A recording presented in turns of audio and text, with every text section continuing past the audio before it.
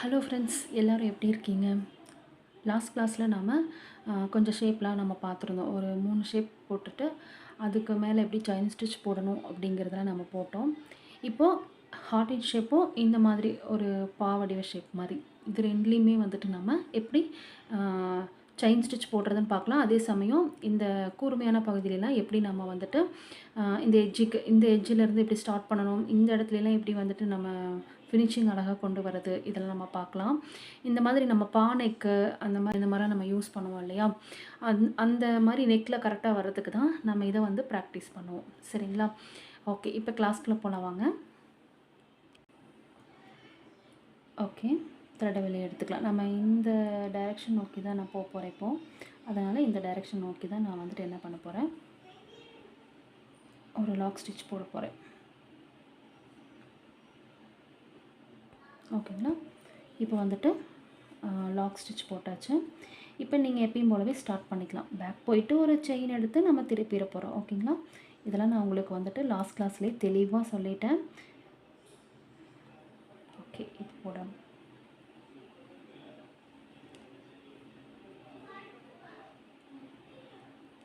நீடியில் வந்துட்டு நூல் மாட்டும் போது 90 டிகிரியில் இருக்கணும். ஒரே சுற்றி தான் சுற்றணும். அப்படியே மேலே தூக்கி எடுத்துருங்க. ஓகேங்களா? த்ரெட்டை எடுத்துகிட்டு போடுங்க.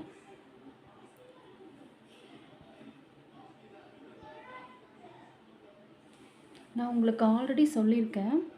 இப்போ வந்துட்டு இந்த இடத்துலலாம் குட்டி குட்டி செயினாக எடுத்திங்கன்னா மட்டும்தான் உங்களால் வந்துட்டு என்ன பண்ண முடியும், நல்லா திருப்பி அந்த பெண்டெல்லாம் உங்களுக்கு அழகாக கொடுக்கும். வளைவெல்லாம் அழகாக வரும் நீங்கள் குட்டி செயின் போட்டிங்கன்னா தான். நீங்கள் பெரிய பெரிய செயினாக போட்டிங்க அப்படின்னா உங்களுக்கு அந்த ஷேப் வந்து கரெக்டாக வராது. சரிங்களா?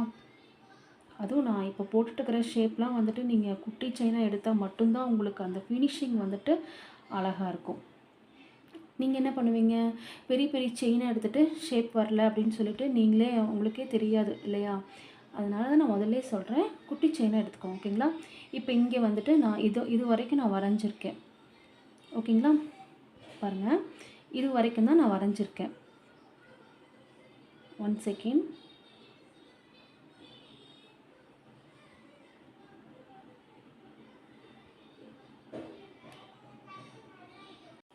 ஓகே, நல்லா லிசன் பண்ணுங்கள். நான் இது வரைக்கும் தான் வரைஞ்சிருக்கேன். அது வரைக்கும் நான் லாஸ்ட்டு செயின் போட்டேன். இப்போ இந்த டைரெக்ஷன் நோக்கி நான் போக போகிறேன். ஓகேங்களா? நல்லா பார்த்துக்கோங்க. இந்த டைரெக்ஷனை நம்ம போக போகிறோம் இல்லையா?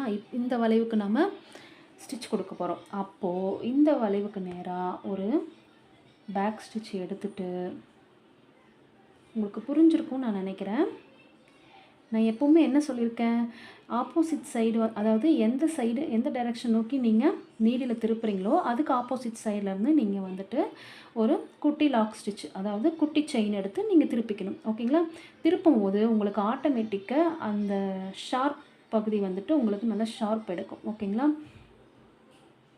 இப்போ பாருங்கள், நான் சொன்ன மாதிரி திருப்பியாச்சு. ஓகே, நீடிலையும் ஸ்டாண்டையும் நீடியில் மட்டும்தான் திருப்பணும்.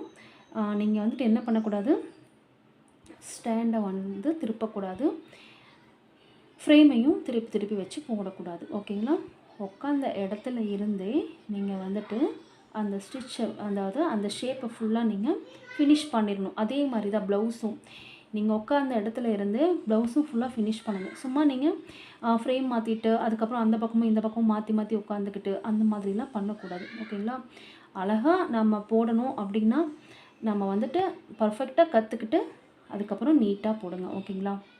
ஓகே, இங்கே வந்துட்டு எண்டு நாட் போட்டு, ஓகே, நான் இங்கே ஃபினிஷ் பண்ணிவிட்டேன். இங்கே வந்துட்டு நீங்கள் லாக் போட்டுக்கோங்க. நான் அப்படியே வந்துட்டு கட் பண்ணி விட போகிறேன். நான் உங்களுக்கு லாக் எப்படி போடுறது அப்படிங்கிறதெல்லாம் உங்களுக்கு வந்துட்டு லாஸ்ட் கிளாஸ்லேயும் கூட நான் எக்ஸ்பிளைன் பண்ணியிருக்கேன். சரிங்களா? நான் வந்துட்டு இதை அப்படியே கட் பண்ணிக்கிறேன். ஓகே,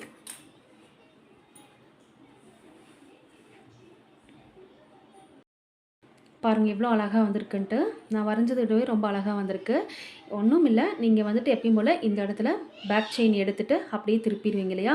திருப்பிட்டே வந்துட்டு இங்கே வரும்போது இந்த இடத்துல நீங்கள் அழகாக ஸ்டிச் போட்டால் மட்டும்தான் இந்த பிக்சர் பார்க்குறக்கு அழகாக இருக்கும். அப்போ இந்த இடத்துல நீங்கள் இந்த டைரெக்ஷன் நோக்கி போவீங்க இல்லையா? இந்த லாஸ்ட்டு வரைஞ்சது வரைக்கும் நீங்கள் முடிச்சுட்டு இந்த டைரெக்ஷன் நோக்கி போகும்போது இந்த டைரெக்ஷனுக்கு ஆப்போசிட்டில் ஒரு செயின் எடுத்துகிட்டு அப்படியே திருப்பிட்டு கம்ப்ளீட் பண்ணுறீங்க. ஓகேங்களா? எண்டு நாட் போட்டு ஃபில் பண்ணிடுங்க. இங்கே கேப் வரக்கூடாது, கரெக்டாக போட்டு ஃபில் பண்ணிடுங்க. ஓகேங்களா? ஓகே. இப்போது இந்த ஷேப் எப்படி செயின் ஸ்டிச் போடுறது இந்த ஷேப்க்கு அப்படிங்கிறத பார்க்கலாம் வாங்க. ஓகே, நெக்ஸ்ட் வந்துட்டு இதை ஸ்டார்ட் பண்ணலாம். இது இந்த மாதிரி பா நெக்கெலாம் வரும் இல்லையா? அப்போ அந்த பா நெக்குக்கெலாம் வந்துட்டு நம்ம எப்படி இந்த கார்னரில் ஷார்ப்பாக கொடுக்கணும் அப்படிங்கிறது வந்துட்டு நம்ம இதில் ப்ராக்டிஸ் பண்ணலாம். ஓகேங்களா? ஓகே, இப்போ எப்பயும் போல் த்ரெடை மேலே எடுத்துக்கிறோம். எடுத்துகிட்டு பேக் போயிட்டு இந்த டைரெக்ஷன் நோக்கி நம்ம போக போகிறோம் இல்லையா? அதாவது இருங்க, நான் போட்டுட்டேன். ஓகேங்களா? இந்த டைரெக்ஷன் நோக்கி நம்ம போக போகிறோம். இதுக்கு ஆப்போசிட்டில் நீங்கள் செயின் எடுத்து இப்படி திருப்பிக்கணும். ஓகேங்களா? இதெல்லாம் நான் உங்களுக்கு லாஸ்ட் கிளாஸ்லேயே ரொம்ப தெளிவாக சொல்லியிருக்கேன். சப்போஸ் பார்க்காம இந்த வீடியோ பார்க்குறவங்க யாராவது இருந்தீங்க அப்படின்னா பார்ட் 1ன்னு சொல்லி நான் கொடுத்துருப்பேன். அதில் போய் கண்டிப்பாக செக் பண்ணிவிட்டு நீங்களும் கற்றுக்கோங்க. ஓகேங்களா? ஓகே, இந்த ஷார்ப் வந்துடுச்சு. இந்த கார்னர் வந்துடுச்சு. ஓகேங்களா? இந்த இடத்துல எப்படி ஷார்ப் கொடுக்குறதுன்னு பார்க்கலாம். ஒன்றும் இல்லை, அப்படியே பேக் செயின் எடுத்துகிட்டு திருப்பிக்கிறீங்க. ஓகேங்களா? திருப்பிட்டு நீங்கள் அப்படியே என்ன பண்ண போகிறீங்க, கண்டினியூ பண்ண போகிறீங்க ஸ்டிச். ஓகேங்களா? நான் சொல்லியிருக்கேன், ஒரு முக்கியமான பாயிண்ட் நான் என்ன சொல்லியிருக்கேன், கார்னர் வரும்போது நீங்கள் பேக் செயின் எடுக்கிறது எல்லாமே கரெக்டு தான். ஆனால் என்ன பண்ணக்கூடாது அப்படின்னா, இப்போது இந்த டைரெக்ஷன் நோக்கி போக போகிறோமா, அப்போ இங்கே ஒரு பேக் செயின், அதாவது ஒரு சின்ன செயின் எடுத்து அப்படியே நம்ம திருப்பிக்க போகிறோம். ஓகேங்களா? இந்த டைரெக்ஷன் நோக்கி நீங்கள் என்ன பண்ணக்கூடாது, இப்படி பிடிச்சி நல்லா டைட்டாக பிடிச்சி இழுக்கக்கூடாது. இழுத்திங்க அப்படின்னா கார்னரோட ஷேப் வந்துட்டு மாறிடும். ஓகேங்களா? அந்த இடத்துலலாம் கொஞ்சம் நல்லா கவனமாக போடுங்க. இப்போது இந்த பிக்சருக்கு ஒரு அழகே வந்துட்டு இந்த கார்னர் தான் இல்லைங்களா? அப்போ அந்த கார்னர் வந்து நம்ம ஃபில் பண்ணுறது எப்படி ஃபில் பண்ணணும், பர்ஃபெக்டாக ஃபில் பண்ணணும் இல்லைங்களா? இப்போது இந்த பக்கம் பேக் போயிட்டு ஒரு செயின் எடுக்கணும். ஓகேங்களா? ஓகே, எடுத்துட்டு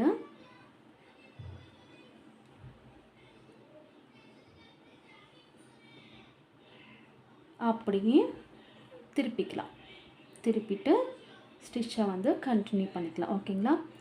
இந்த இடத்துல இன்னொரு கார்னர் வந்துருச்சு. ஸோ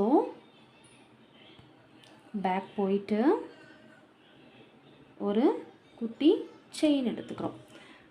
எடுத்துட்டு அப்படியே இப்போ என்ன பண்ண போகிறோம், இப்போ வந்துட்டு த்ரெட்டை சுற்றி ஸ்டிச்சை நீடில் எடுத்துகிட்டு ஸ்டிச்சை வந்து கண்டினியூ பண்ணுறோம். ஓகேங்களா? ஒரு கஷ்டமும் இல்லை. உங்களுக்கு இதை பார்க்கவே நீங்கள் ப்ராக்டிஸ் ஆயிடுவீங்க. போடும்போது உங்களுக்கு நல்லா ஈஸியாக வரும். சரிங்களா?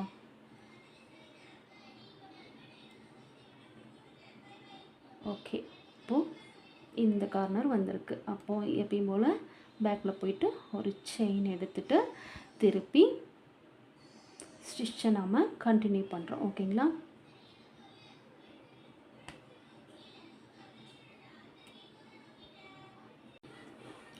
அப்படியே ஸ்டிச்சை வந்து கண்டினியூ பண்ணுங்கள்.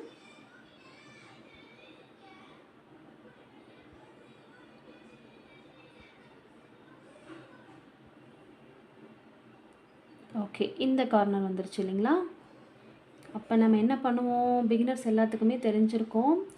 பேக்கில் போயிட்டு ஒரு செயின் எடுத்துகிட்டு அப்படியே திருப்பிக்கும் இல்லையா?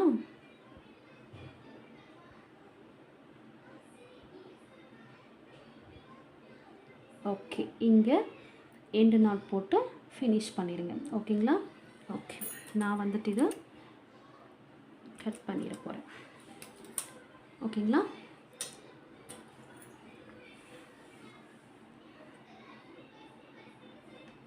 த்ரெட்டை வெளியில் எடுத்துக்கலாம். ஓகே, இப்போ பார்த்தீங்களா இந்த இடத்துல வந்துட்டு எவ்வளோ ஷார்ப்பாக வந்திருக்குன்ட்டு, இந்த கார்னர்லாம் எவ்வளோ அழகாக வந்திருக்கு பார்த்தீங்களா? எப்படி அழகாக ஃபினிஷ் பண்ணியிருக்குன்ட்டு. இப்போது இதையும் வந்துட்டு நீங்கள் ப்ராக்டிஸ் பண்ணுங்கள். ஓகேங்களா? இப்போ வந்துட்டு நெக்ஸ்ட் ஷேப்க்கு போகலாம். ஓகே, நெக்ஸ்ட்டு ஷேப் வந்து இதுதான். நான் வந்துட்டு கிளாத்தை மாற்றிருக்கேன். ஏன்னா வந்துட்டு ஒயிட் கலர் கிளாத்தில் வந்துட்டு ஜரியில் போட்டோம்னா தெரியாது அவ்வளோக்கும். அது கொஞ்சம் அட்ராக்டிவாக இருக்காது. ஸோ அதனால தான் நான் இந்த கிளாத் சூஸ் பண்ணியிருக்கேன். உங்களுக்கு நான் தெளிவாக காட்டணும் அப்படிங்கிறக்காக. ஓகே, இதில் ப்ராக்டிஸ் பண்ணோம் அப்படின்னா இந்த பெண்ட்லாம் நம்ம வரைஞ்சிருக்கிற மாதிரியே இந்த வளைவு பகுதியிலாம் வளைஞ்சு ஸ்டிச்சும் போடணும். ஓகேவா? இந்த ப்ளவுஸ்லாம் நீங்கள் வந்துட்டு கொடி டிசைன்லாம் பார்த்துருப்பீங்க. அதுக்கெல்லாம் வந்துட்டு இது வந்து யூஸ் பண்ணுவாங்க. ஸோ அதனால் இதில் ப்ராக்டிஸ் பண்ணணும் அப்படிங்கிறக்காக தான், அது கரெக்டாக வரணுங்கிறக்காக தான் இது வரைஞ்சி நம்ம ப்ராக்டிஸ் பண்ணுறோம். ஓகேங்களா? ஓகே, இப்போ வந்துட்டு நம்ம எப்பயும் போல் ஸ்டார்ட் பண்ணிடலாம். த்ரெட்லேயே நம்ம போட்டுகிட்டே இருக்கோம் அப்படிங்கிறதுனால நான் ஜரியில் போடுறேன். ஏன்னா நீங்கள் ஜரியில் வந்துட்டு நீங்கள் நல்லா போட்டுருவீங்க, ஆனால் த்ரெட்டில் வந்துட்டு கொஞ்சம் தடுமாறுவீங்க. ஸோ அதனால தான் நான் த்ரெட்டில் போட்டு உங்களுக்கு ஈஸி தான், அது நீங்கள் கவலைப்பட வேண்டிய அவசியமே இல்லை அப்படிங்கிறதுனால தான் அவ்வளோ ஷேப்புமே வந்து நான் வந்துட்டு சில்க் த்ரெட் யூஸ் பண்ணியிருக்கேன். ஓகேங்களா?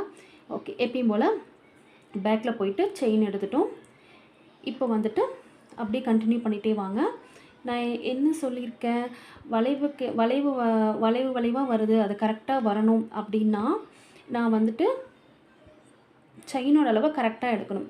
அதாவது பெருசாக எடுக்காமல் கரெக்டான அளவாக குட்டி குட்டி செயினாக நீங்கள் எடுத்திங்கன்னா தான் பெண்ட் அழகாக வந்துட்டு வரும் அப்படின்னு நான் சொல்லியிருக்கேன். ஓகேங்களா? ஸோ அதனால் இந்த வளைவு பகுதிக்கிட்ட எல்லாத்துக்கிட்டேயும் வேறு வழியே இல்லை, குட்டி செயின் நீங்கள் யூஸ் பண்ணணும். குட்டி செயின்னா அதாவது கரெக்டான அளவாக இருக்கும். அது நான் இப்போ எடுக்கிற அளவு கரெக்டான அளவு, சரிங்களா? அந்த அளவு தான் எடுக்கணும். இங்கே பெருசாக நீங்கள் யூஸ் பண்ணிங்க அப்படின்னா இந்த இடத்துலலாம் உங்களுக்கு வந்துட்டு வளைவு கரெக்டாக கிடைக்காது. ஓகேங்களா?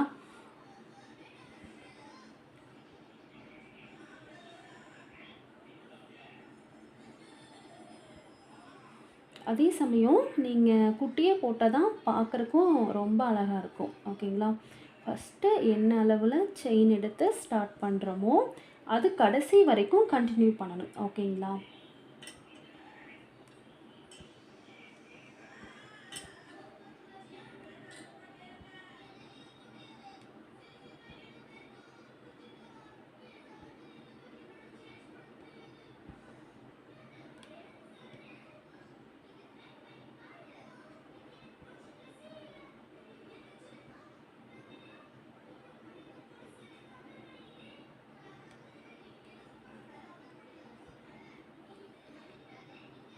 ஓகே, ஃபினிஷ் பண்ணியாச்சு. ஓகேங்களா?